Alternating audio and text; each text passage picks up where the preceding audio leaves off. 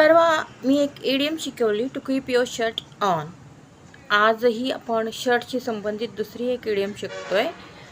ती आहे to lose one's shirt. आता लूज तुम्ही म्हणाल आम्हाला अर्थ माहीत आहे. लूज म्हणजे सैल, ढिल्ला. माझा शर्ट किंवा माझा ड्रेस लूज होतोय म्हणजे तो ढिल्ला होतोय, सैल होतोय. तर इथं तो लूज आपण नाही घ्यायचा. इथं आपण LOSE लूज हे क्रियापद वापरायचं आहे, ज्याचा अर्थ आहे हरवणे, गमावणे. So to lose one's shirt. मग आता शर्ट हरवणे, आता हे पण इतकं साधं नाही आहे की आपला एक शर्ट सापडत नाही आणि मग नवरा बायकोला म्हणतो, अगं तो माझा पांढरा शर्ट कुठं गेला, कुठं ठेवला आहेस, कपाटात दिसत नाही आहे. हे इतकं सोपं नाही आहे. टू लूज वन्स शर्ट याचा अर्थ आहे की तुमची आर्थिक परिस्थिती अगदी इतकी वाईट बनणे की तुम्ही रस्त्यावर येणार.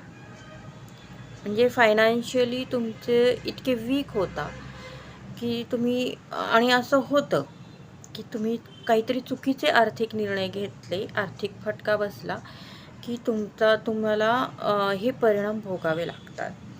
तर मग इथं आपण ही इडियम वापरू शकतो. पण मग इतक्या वाईट आर्थिक परिस्थितीसाठी आपण ही इडियम का वापरायची? To lose one's shirt, shirt हरवणे, शर्ट गमावून बसणे आणि सगळे काही संपत्ती गमावून बसणे याचा काय संबंध आहे? तर मला वाटतं की आपण जे मराठीत म्हणतो की रस्त्यावर आले ते, अंगावरचा कपडासुद्धा त्यांचा राहिला नाही. तर हे अंगावर स्वतःचा मालकीचा. So shirt is the last possession you have. तुमच्याकडं असलेली स्वतःच्या मालकीची ती एकच गोष्ट, ती शेवटची असणे म्हणजे टू लूज वन्स शर्ट.